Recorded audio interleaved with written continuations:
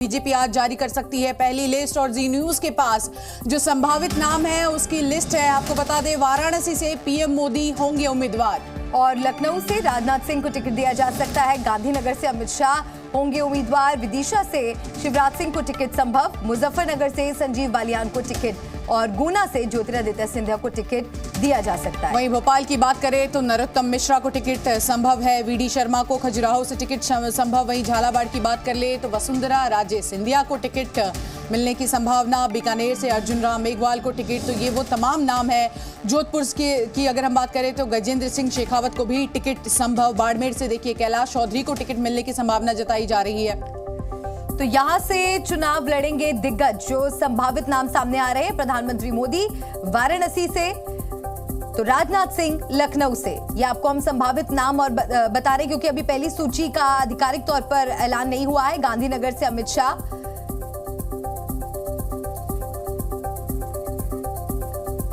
तो यहां से चुनाव लड़ेंगे दिग्गज। वाराणसी से प्रधानमंत्री मोदी, लखनऊ से राजनाथ सिंह, गांधीनगर से अमित शाह, तो विदिशा से शिवराज सिंह चौहान, भोपाल से नरोत्तम मिश्रा चुनाव लड़ सकते हैं।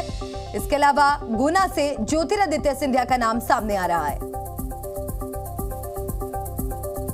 तो झालावाड़ से वसुंधरा राजे हो सकती हैं उम्मीदवार।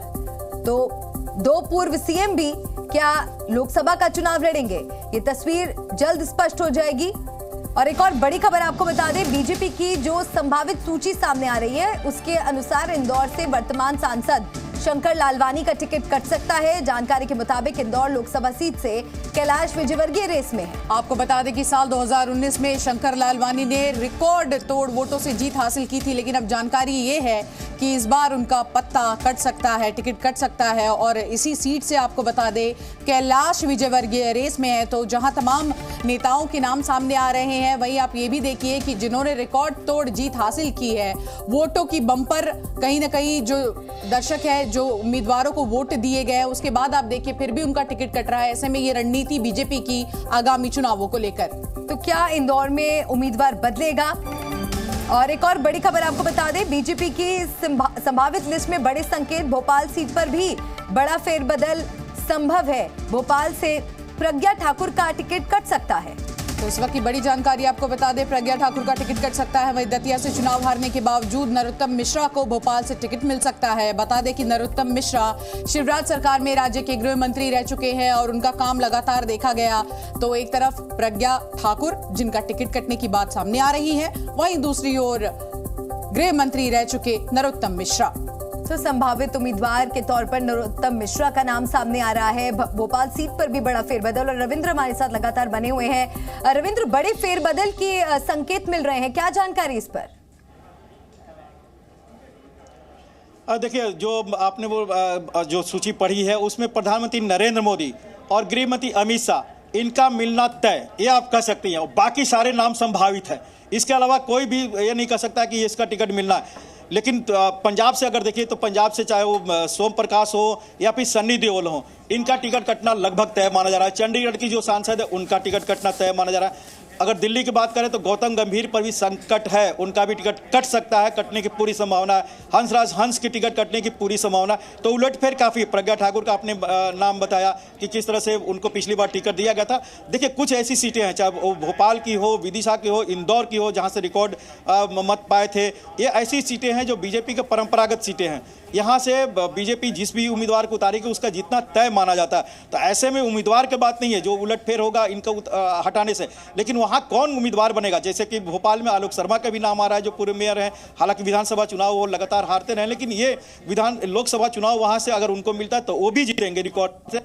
से मिलेगा। लेकिन रविंद्र, बड़ा सवाल ये उठता है कि देखिए वो तमाम उम्मीदवार, चाहे शंकर लालवानी हो या फिर हमने देखा किस तरह से अब कैलाश विजयवर्गीय को वो सीट देने की बात कही जा रही है, तो जो जीती हुई सीट मानी जाती है वहां भी बड़ा फेरबदल करती हुई नजर आ रही है बीजेपी।